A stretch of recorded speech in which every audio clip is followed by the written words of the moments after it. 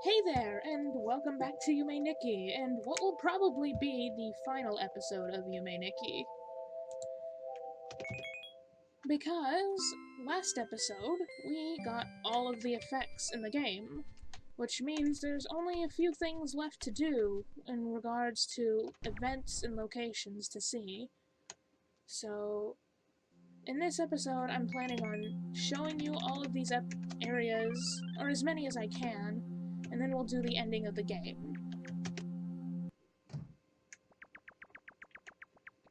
Now, if I can remember which door is Block World, because I don't think we ever went into Block World on our own. There we go. So, here we need to find, Mafuraku, or Mafurako, which is the name given to the invisible hat and scarf girl that we encountered, I think, like in episode 1 or 2? Well, I need to find her again, because she leads to an area that I need to go to, so...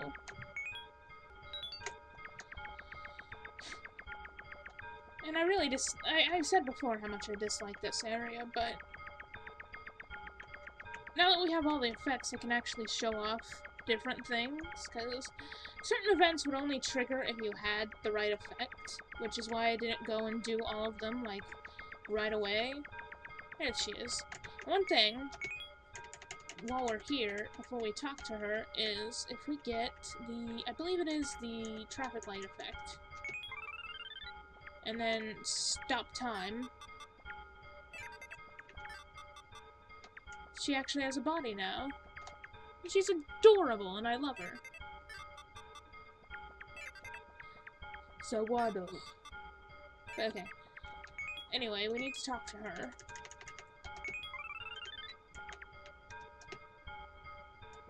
And now we're up here where we can go here, and now we're in the White Desert. And this is a pretty well-known, like, iconic area of the game, and the only reason I haven't been here before is because there's no effects here, and the main reason to come here I needed an effect for, so... Well, I go grab a map. And this is a popular area just because fan games of this game has copied this area many a times. I know there's multiple areas in Yume Nikki that are basically copies of this area. This is Dave Spector. I don't know why he has a name, but he has a name, and his name is Dave Spector.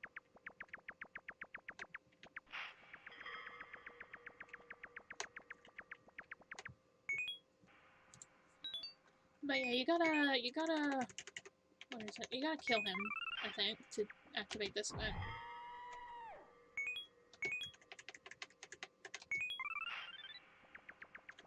Yeah, you do. And, oh, whoops. Here, let me try that again.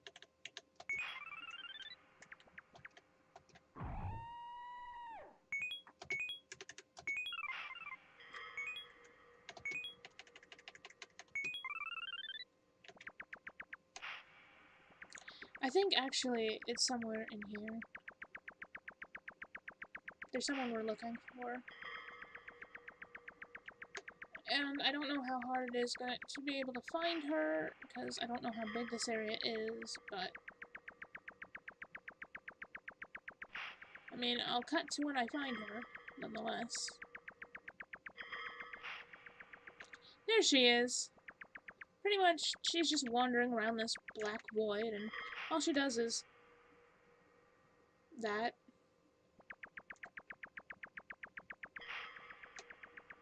Oh, she's back. You can get her to do it again. You just... what she'll do is you find her, and you interact with her, and she just smiles at you. She's one of the very few characters with, you know, face, really, so, you know, she ended up being one of the well-known, popular ones, but...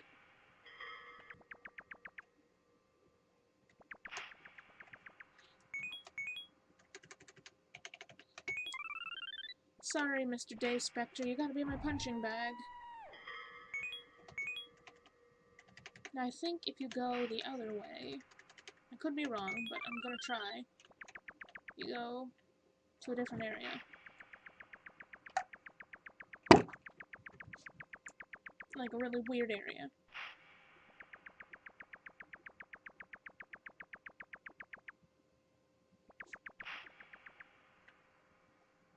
So yeah, you get weird floating heads.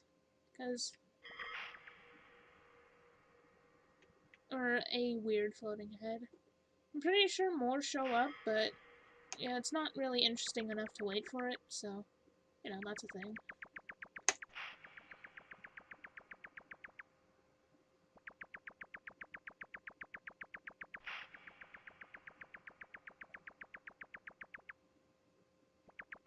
Okay, you're safe for now, Dave Spectre.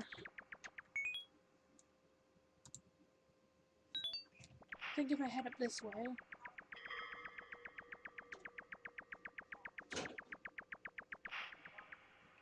Why are you still here?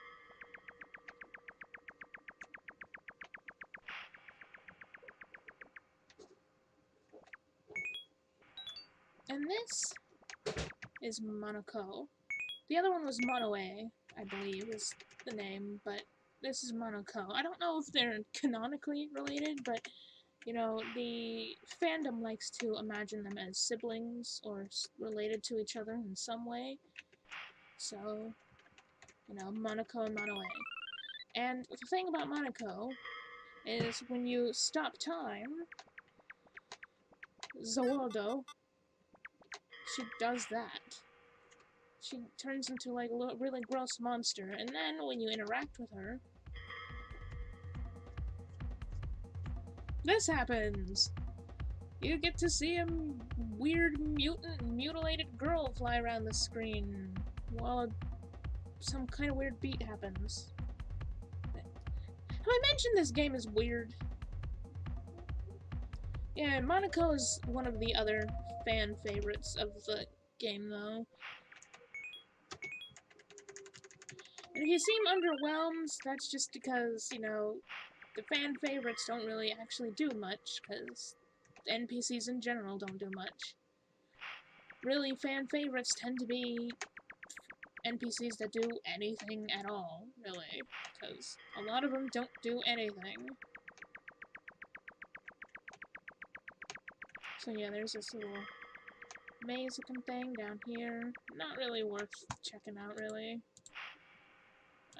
And down here, this way a bit, should be this. And I don't remember what it is, but we'll go inside of it and see what it is anyway. I don't know what it's doing. Well, that's pretty much all there is to see here anyway.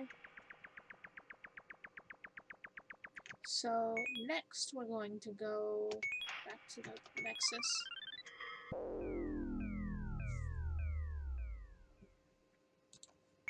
Now, the next thing on the agenda is we're going to head back to the path area that I found the corpse. So hopefully I can actually find that. Because I said before in a previous episode that there's a little, what's the word I'm looking for?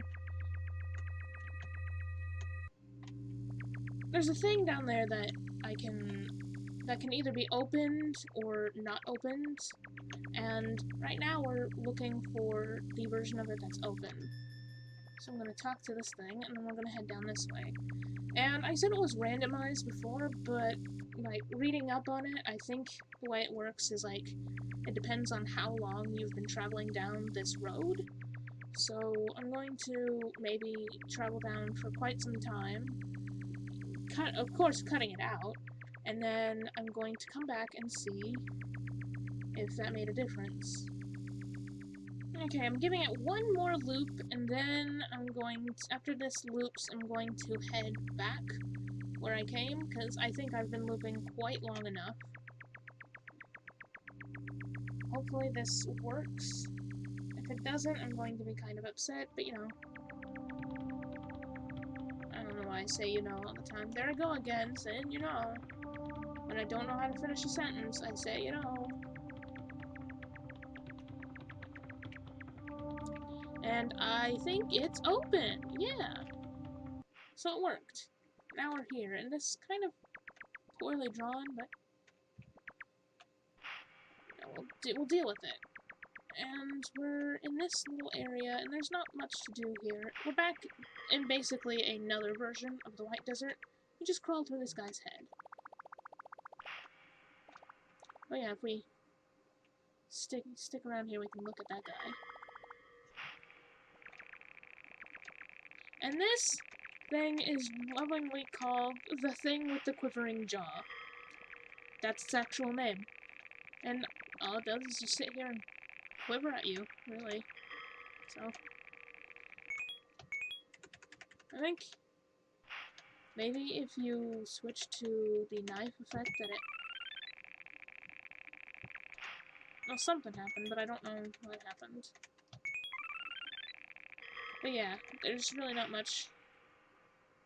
And I've noticed that it usually isn't raining here, so what I've noticed is that I think this is a Steam glitch, but when it's raining, it just doesn't stop raining. The rain effect never goes away, which is quite strange. I don't know why that is. I don't ever remember that being a thing.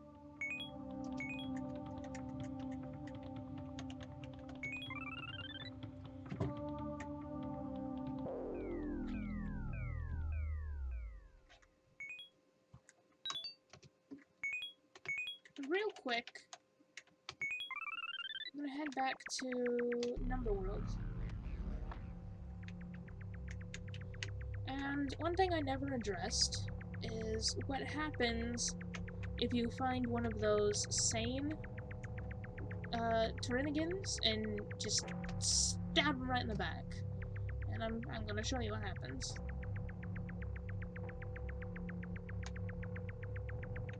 If we can find one.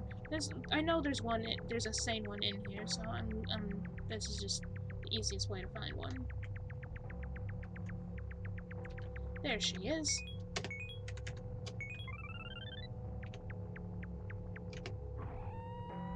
So yeah, they pretty much just go completely insane if you stab them, so don't stab them. And that's the Japanese symbol for ah, just A. So we're now in the ah room. Ah.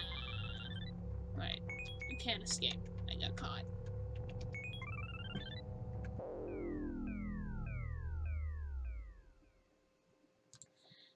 Now, one area I want to show off first, before we go to the last area I want to go to. Doesn't have any events in it really, but it is an area that I like aesthetically, and whatever. So I'm gonna head there. You can still hear little dwarf man running around in here.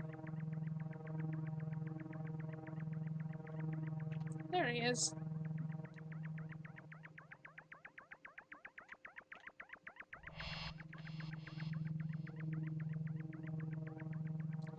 Now, I popped in here a while ago, and... Oh, hold on.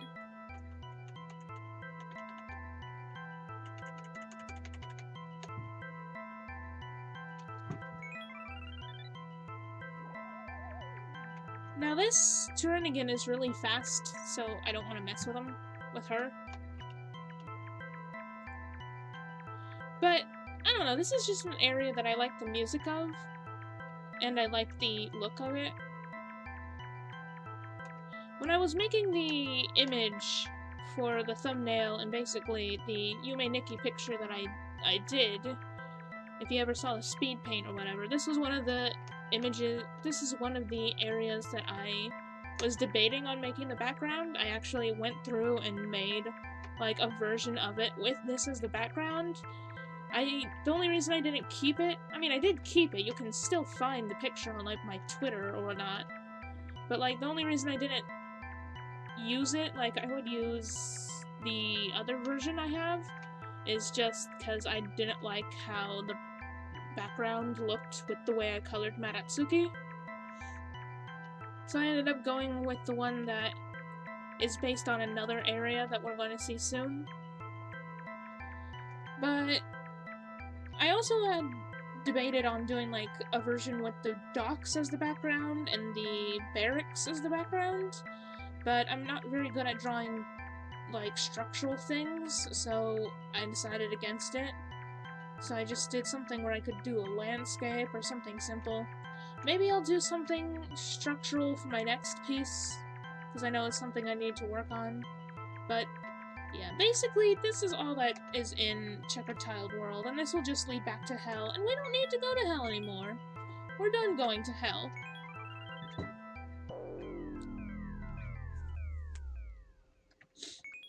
So the very last area that I want to go visit is one of my favorite areas. And we'll get there by going to Snow World, and I need to get the map of Snow World again. I don't need a map of Snow World, it's just convenient because it's pretty big. And we're not gonna mess with you. Yeah, we know what Taurinigans do now, so... We head off in this direction. There's Yukiona. Hi Yukiona. Bye Yukiona. And we go in here. There's this cute little puddle in here. We interact with it.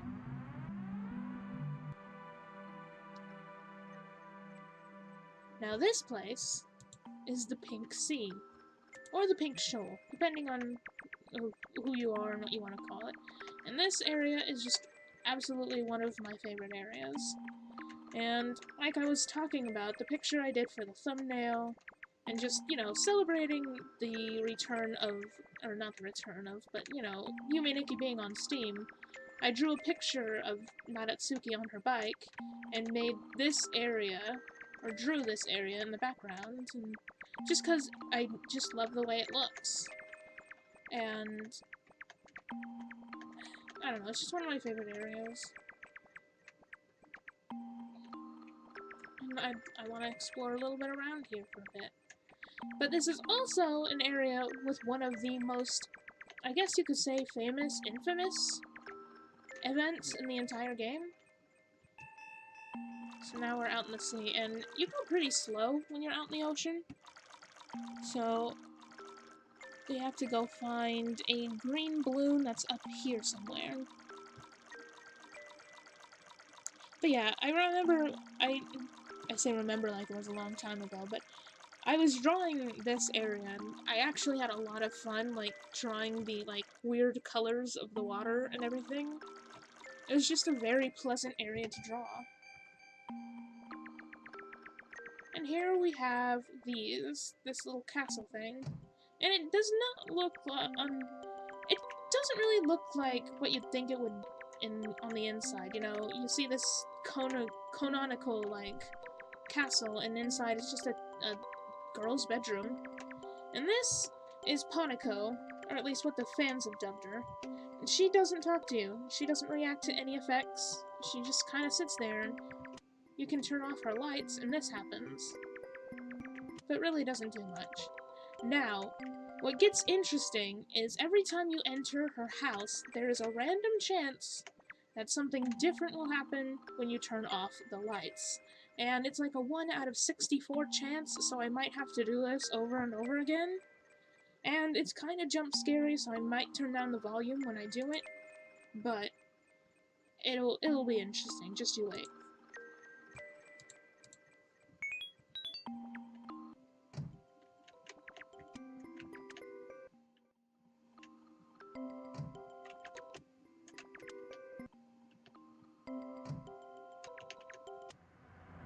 Oh! Oh, I finally triggered it! I had my headphones off because that took so long to do that I just kind of was like, ugh. And it kind of caught me off guard because, like, you do this so many times that you kind of go into, like, a daze. But yeah, do it enough times and this will happen. That's Oboa. And if you touch him, he'll teleport you. But I'd rather do this the fancy way. Oh, by the way, you can't leave. You can't escape this event, no matter how hard you try. And you can't kill him either. And you can't, you know, sleep in this bed. You just gotta accept your fate.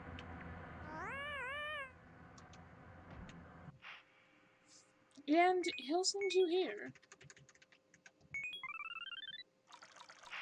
Which is this really kind of creepy place with a weird image of this thing, and I don't know what a boa is supposed to be, but I really dislike this face that he's making.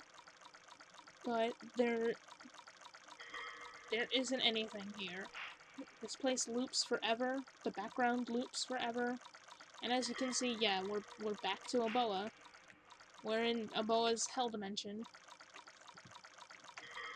And you know, Oboa probably is one of the most well-known characters of this series. His event is probably one of the most infamous events in this series, despite how hard it is to actually trigger it. But, you know, he's almost like the mascot of Yume Nikki, outside of Madatsuki herself, you know. He's the one that everyone remembers, because he's really the only scary thing that really happens in this game. Like, people like to call this game, like, a horror game, which I don't really agree with, because it's more of just a weird, trippy kind of game, with a bit of spooky atmosphere in it. But, you know, Ebola is really the only, like, moderately scary thing that actually happens in this game. So it's probably the reason why I think, like, the fandom attached so much onto this character. You know, you can find theories on what Hanako is and who Oboa is, or what they are, or what they represent. You know, there's a lot of theories when it comes to these games and what different characters represent. And one of my favorite things is, if you are even remotely interested in this game, is to check out said theories.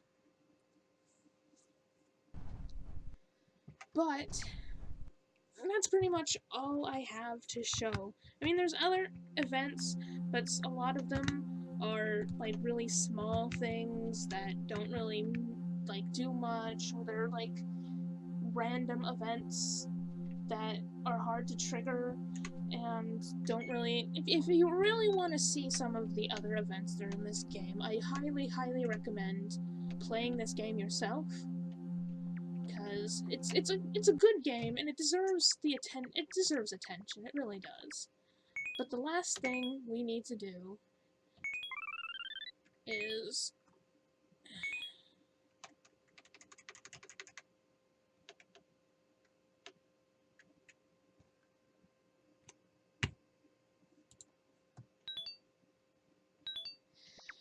The last thing we need to do is drop the effects. All of them.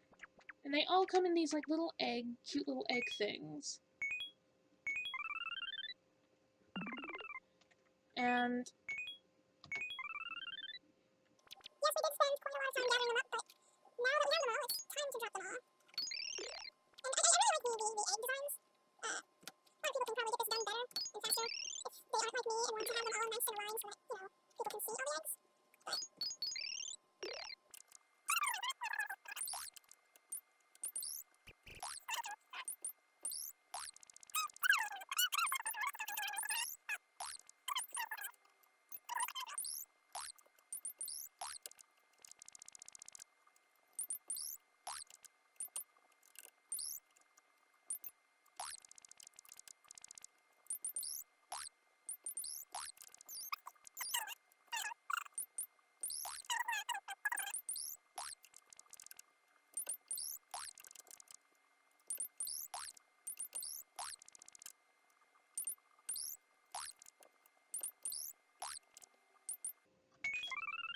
oh yeah, this is what the, Oni effect looks like when it's not in the Famicom world.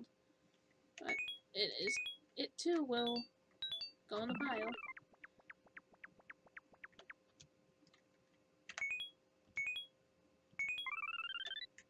Oh, and this is, oh yeah, you do like a weird squishy animation when you're outside of GB World, but yeah. Yeah, that's the squish squish effect outside of GB World, or Famicom World. Whoopsies. And, that's all of them. And that's all of your effects. All you gotta do is just drop all of your effects right here in the Nexus, and then you wake up.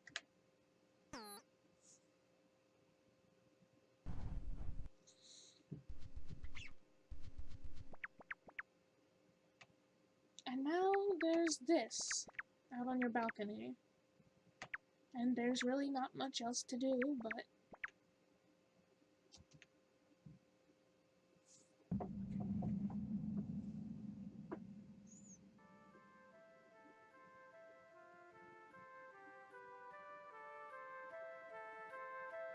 yep, that's how it ends. That's the ending of the game. You drop all your effects, and Madatsuki kills herself. And, you know, there's a lot of theories, you know, this game and its theories about, you know, why Madatsuki would do this, and what would be going on in her life that would make her, you know, so, you know, depressed, I guess, to lock herself up in her room for so long, and then instead of, you know, leaving, she just jumps off the balcony.